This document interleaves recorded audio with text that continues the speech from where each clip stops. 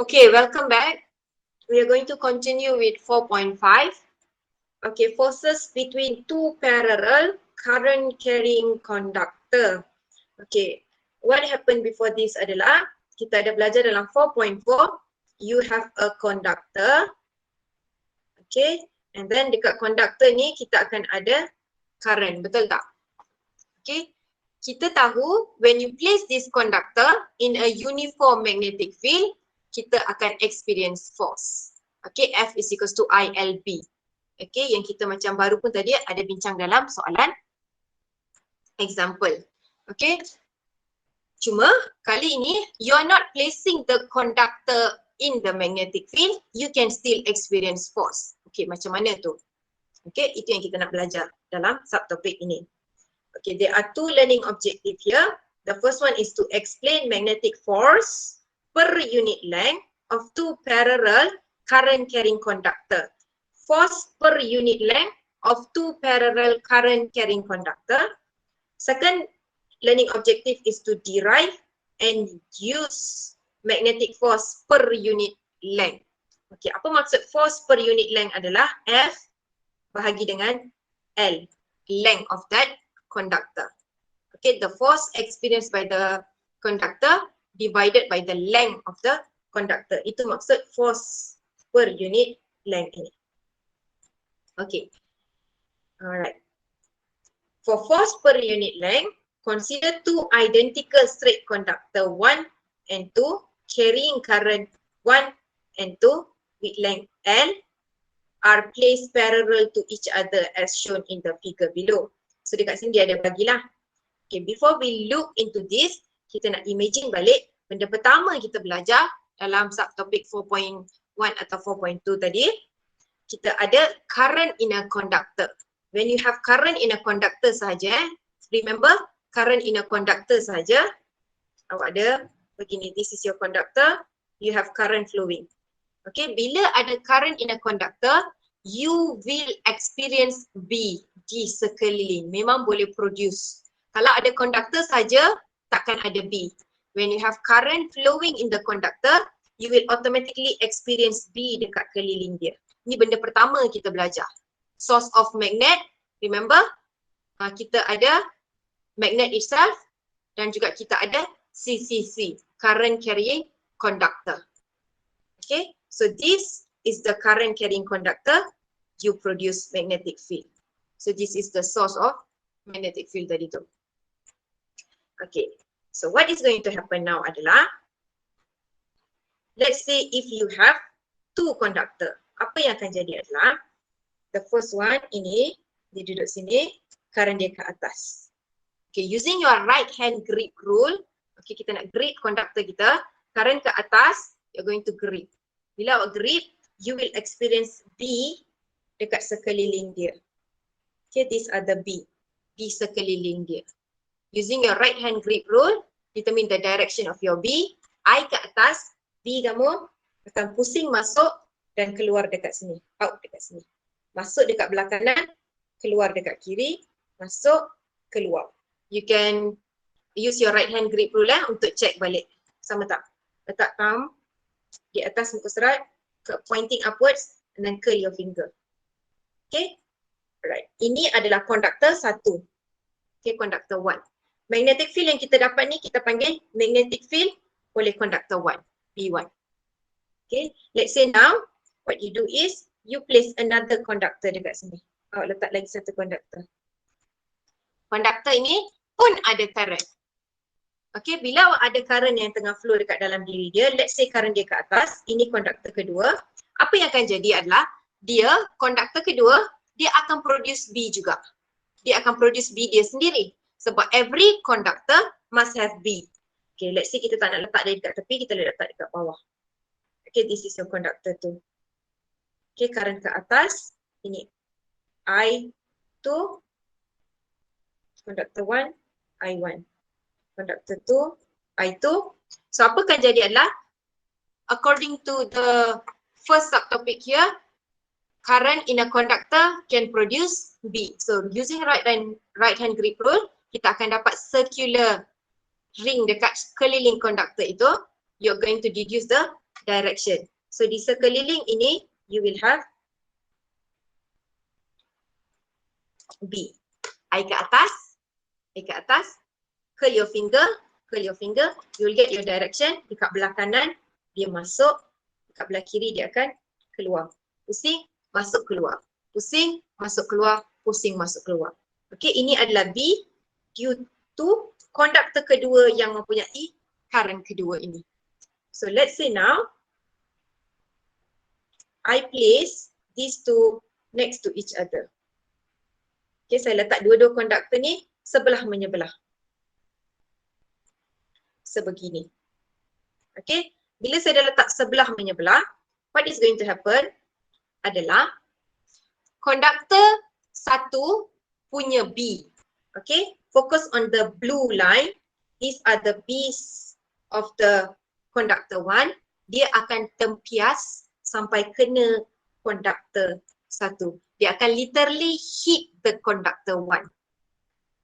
Konduktor 2. Dia akan betul-betul kena dekat konduktor kedua. Tengok. Dia betul-betul kena pada konduktor.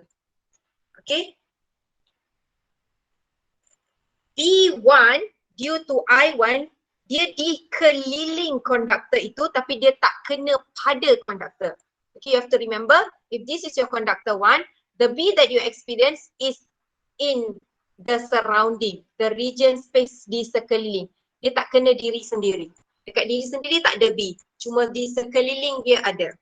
Okay, tapi when you bring your second conductor, place it next to it, apa yang akan jadi adalah konduktor dari magnetic field daripada konduktor di sebelah akan literally hit the conductor. Contoh, kita fokus pada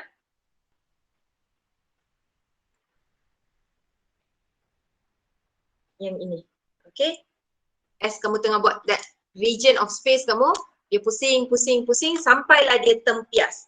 This is magnetic field B1 due to current 1 that hit konduktor kedua. So this konduktor 2 iaitu I2 will experience B dekat sini. Saya guna color lain B dekat tengah sini 1. Dia experience B1. Okay, begitu juga current konduktor 2 akan produce B2. B2 ini akan tempias, will hit your first conductor.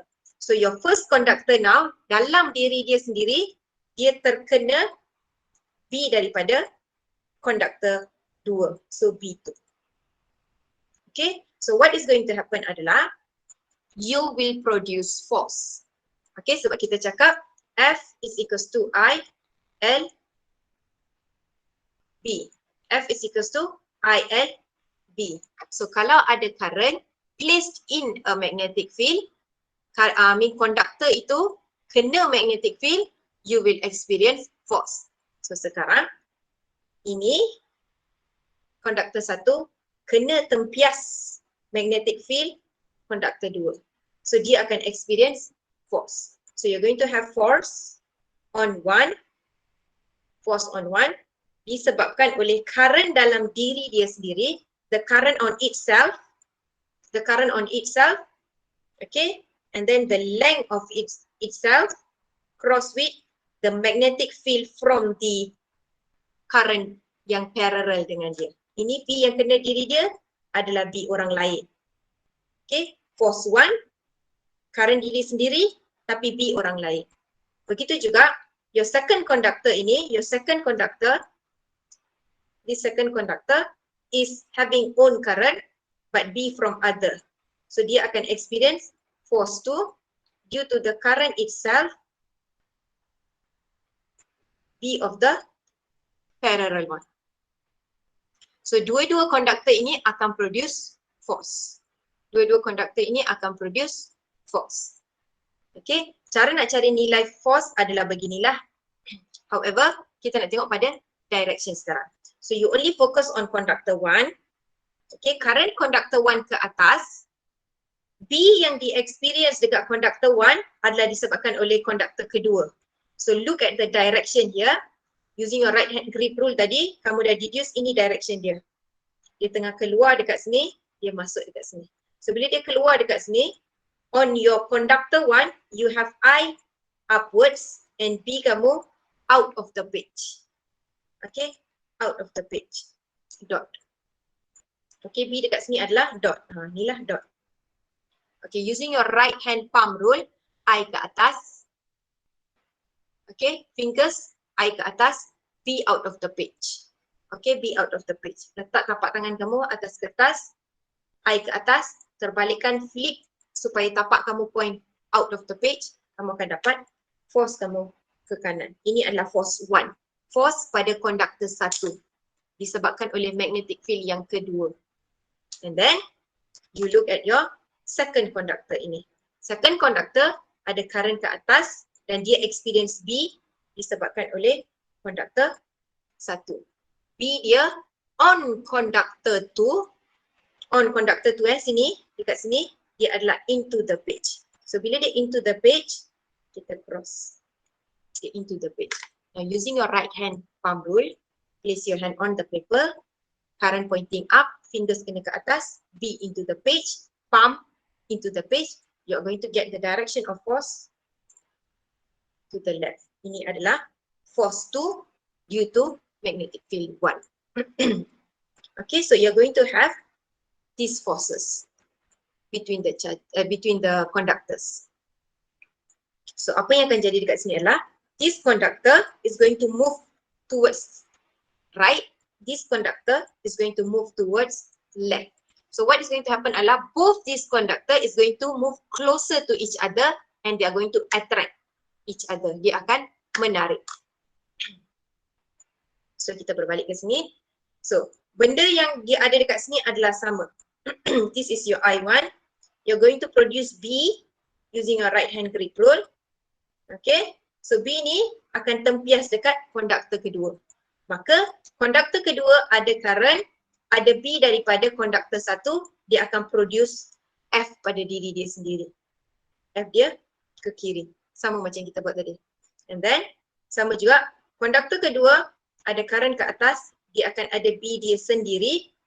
B ini akan tempias kena konduktor pertama. Therefore, at this point, ada current, ada B daripada konduktor kedua, you're going to have force. Okay. Dekat sini, dia tunjuk, we are focusing on konduktor X sekarang. Focus on konduktor X. B2 at point Q on conductor X is due to I2.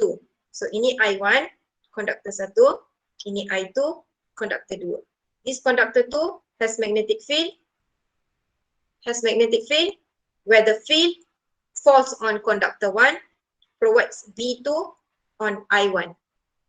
Okay, so B2 kamu, B2 menggunakan equation yang basic, iaitu magnetic field in a straight wire, mu naught I over 2 pi D. D dekat sini adalah jarak antara konduktor. Sama juga boleh guna R lah.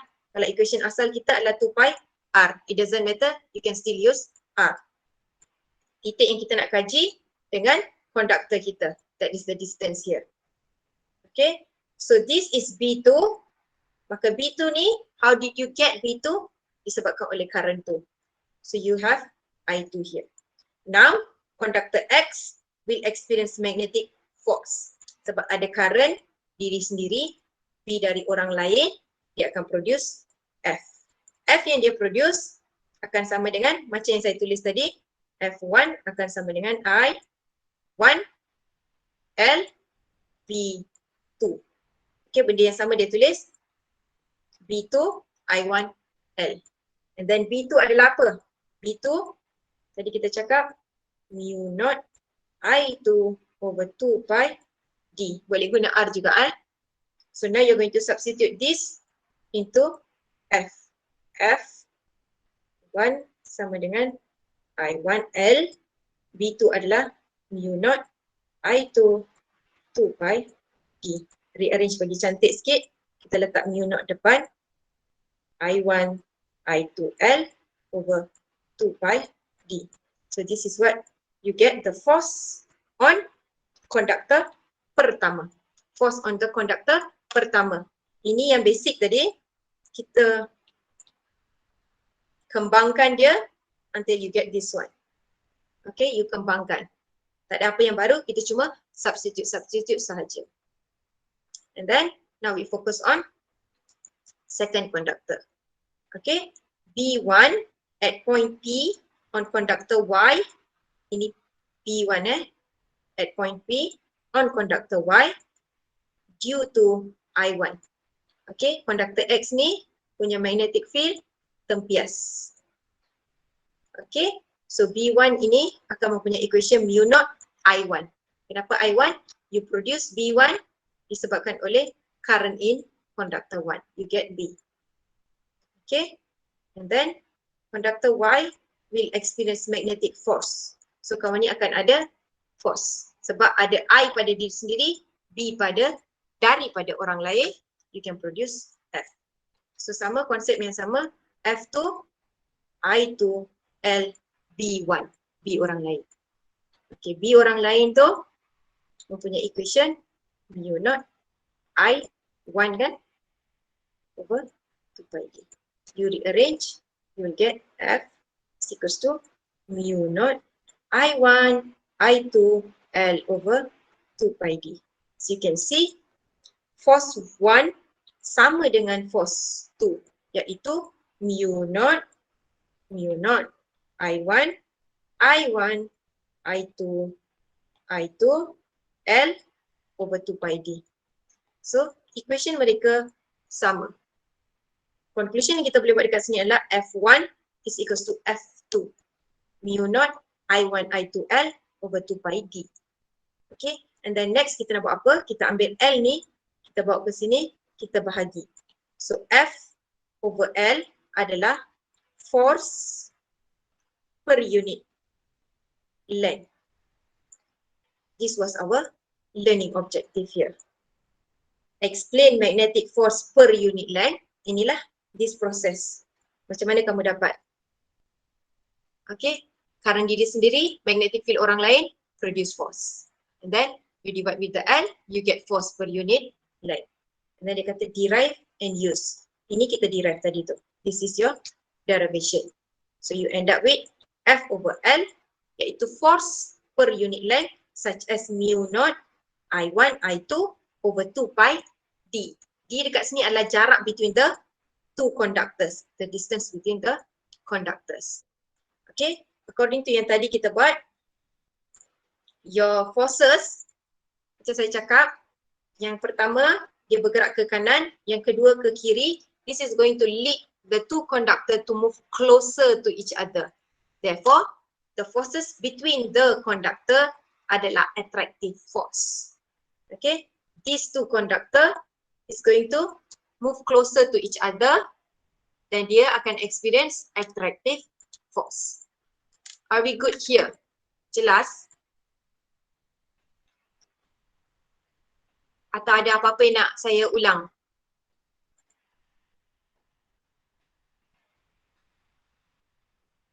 Okey ke? Okey, Miss. Jelas, Miss. Okey, Miss.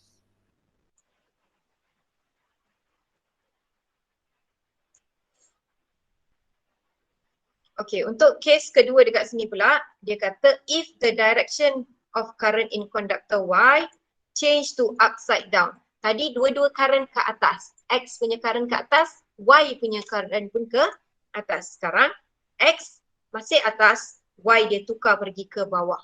So when you change it to downwards, your direction of B akan berubah.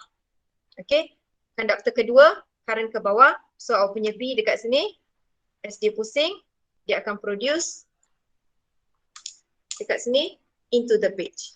So you're going to get direction of F yang terbalik. Alright, direction of F kamu akan terbalik. Okay, yang ini Miss nak kamu baca dan fahamkan sendiri baliklah. Try to understand the difference between this case where your current are in the opposite direction compared to yang tadi yang same direction. Ini same direction, awak dapatkan direction of B and then you deduce your force. using your right hand palm rule.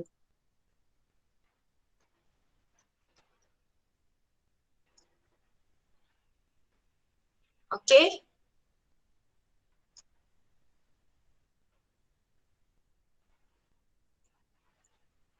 Alright, dekat sini, yang first thing adalah I diri sendiri, produce B, tempias dekat orang lain, tengok direction B.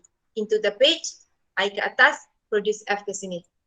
Kalau dalam kes ni, kaji balik. What happened? I dia sekarang ke bawah. B pula into the page. Maka F dia terbalik. Sebab I dia ke bawah sekarang. Okay, the I changes. Dalam kes ni pula, B dia pula changes. So, kamu akan dapat F in this direction.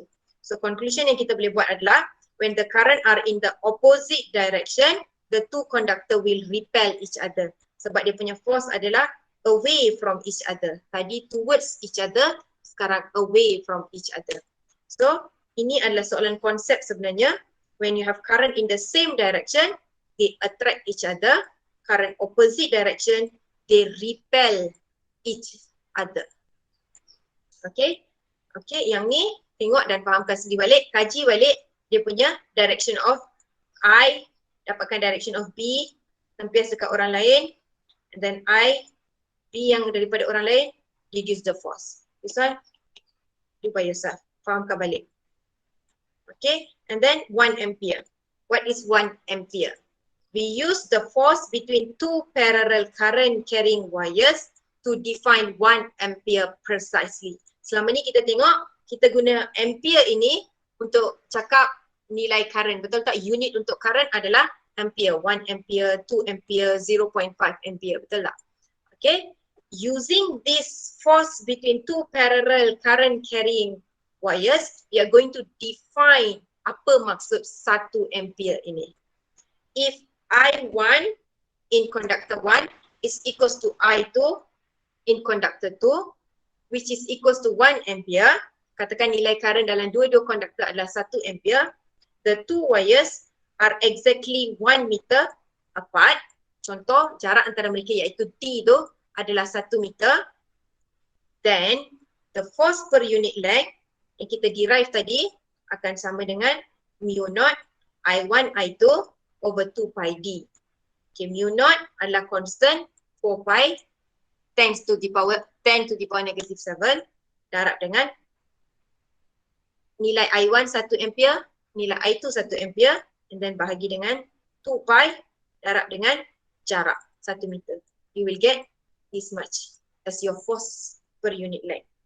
Thus, 1 ampere is defined as that current flowing in each of the two parallel wires 1 meter apart, which results in force exactly 2 exponent negative 7 Newton per meter length of each wire. Ini adalah definition of your 1 ampere. Iaitu current flowing in each two long parallel wires which is 1 meter apart. Ini hanya valid bila mereka 1 meter apart lah. So as you increase the length, contoh dia jadi 2 meter apart, dia akan jadi inversely proportional ataupun dia akan drop by factor of 2 dekat sini. To exactly this much.